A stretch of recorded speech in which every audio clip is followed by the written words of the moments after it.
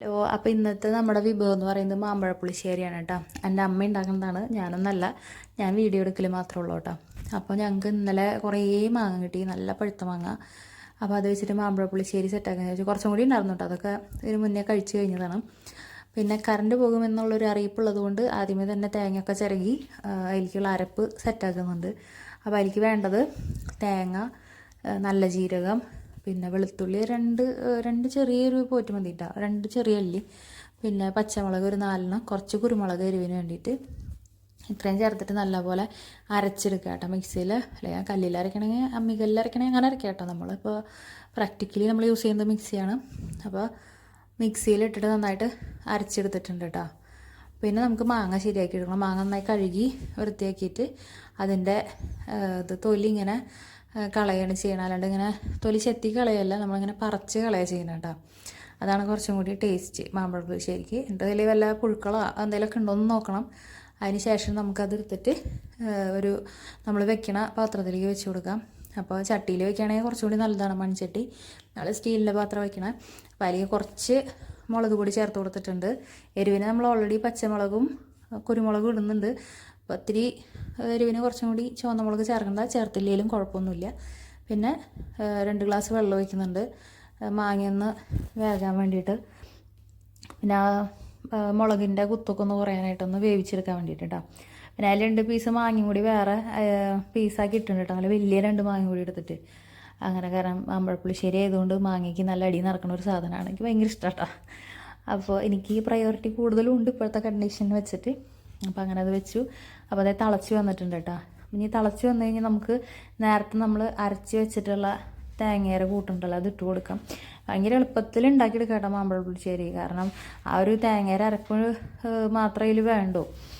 പിന്നെ ഇത് വേവാൻ അധികം സമയമൊന്നും വേണ്ട. പഴുത്ത മാങ്ങ വേവാൻ അത്ര സമയം വേണം. അപ്പോൾ അതിലേക്ക് നമ്മൾ തേങ്ങയുടെ അരച്ച കൂട്ട് ഇട്ട് കൊടുക്കുന്നുണ്ട്. നല്ല മഷി പോലെ അരിഞ്ഞിട്ടൊന്നുമില്ല, എന്നാലും ഒരു അരവ് അങ്ങനത്തെ ഒരു ഭാഗം അതിനകത്ത് ചേർത്ത് കൊടുക്കുന്നുണ്ട്. നന്നായി ഇളക്കിയിട്ട് ഒരു 2 മിനിറ്റ് നിൽക്കുമ്പോൾ നന്നായി തിളച്ച് വരും കേട്ടോ. നന്നായി തിളച്ച് കഴിയുമ്പോൾ നമ്മൾ അതിലേക്ക് നമ്മുടെ തൈര് ചേർത്ത് കൊടുക്കുക.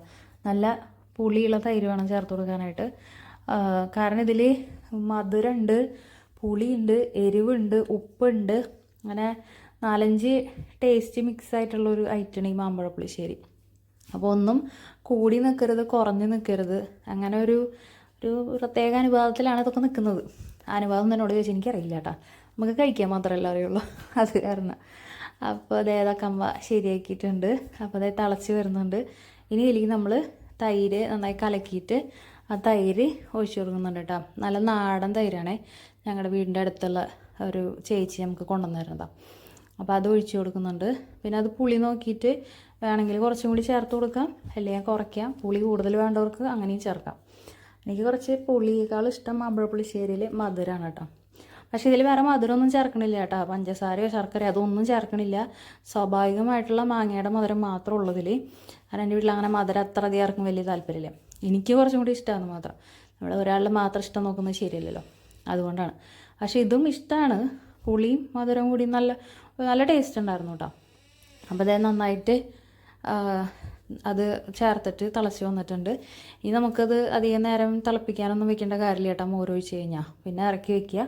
പിന്നെ നമുക്ക് കടുക് കാച്ചണമെങ്കിൽ നമുക്ക് കടുക് ചേർക്കാം, ചിലർ ഉലുവയൊക്കെ ചേർക്കും, പിന്നെ വറ്റൽമുളക് ചേർക്കാം, കറിവേപ്പില. പക്ഷേ ഇതിൽ സത്യം പറഞ്ഞാൽ ഞങ്ങൾ 2 ചേർക്കണുള്ളൂ. കറിവേപ്പില ഇല്ല, ഉലുവ ഞങ്ങളങ്ങനെ ഉപയോഗിക്കാറില്ല. അപ്പോൾ കറിവേപ്പിലയുണ്ട്, വറ്റൽമുളകില്ല, ഉലുവ ഉപയോഗിക്കാറില്ല. അപ്പോൾ വറ്റൽമുളക് ഇല്ലാത്തതുകൊണ്ട് കറിവേപ്പിലയും കടുകും വെച്ച് അഡ്ജസ്റ്റ് ചെയ്ത് കാച്ചി ഒഴിച്ചിട്ടുണ്ട്. അങ്ങനെ വെളിച്ചെണ്ണയിൽ കാച്ചി ഒഴിച്ചിട്ടുണ്ട് കേട്ടോ. അങ്ങനെ നമ്മുടെ മാമ്പഴ പുളിശ്ശേരി ഇവിടെ റെഡി ആയിട്ടുണ്ട്. അസാധ്യ സ്മെല്ലാണ് കേട്ടോ ഇതിന്, അതുപോലെ ടേസ്റ്റും നല്ല ടേസ്റ്റാണ്. പിന്നെ ഒരു പ്രത്യേകത ഉള്ളത്, ഇത് ആരെങ്ങനെ വെച്ചാലും ഇതിന് നല്ല ടേസ്റ്റ് ആയിരിക്കും. കാരണം മാമ്പഴത്തിൻ്റെ മധുരം, മോരിൻ്റെ പുളി, അതൊക്കെ കൂടി ചേരുമ്പോൾ ഒരു പ്രത്യേക ടേസ്റ്റ് ആയിരിക്കില്ലേ. അങ്ങനെ പരിപാടി റെഡി ആയിട്ടുണ്ട്. ഉച്ചയൂണ് സെറ്റായിട്ടുണ്ട്. അതിൻ്റെ കൂടെ കുഞ്ഞ് ചൂട പൊടിമീൻ വറുത്തതുണ്ട് കേട്ടോ. അപ്പോൾ എല്ലാവർക്കും ഇഷ്ടമായെന്നിരിക്കുന്നു. ഇഷ്ടമെങ്കിൽ ലൈക്ക് ചെയ്യുക, ഷെയർ ചെയ്യുക, സബ്സ്ക്രൈബ് ചെയ്യുക.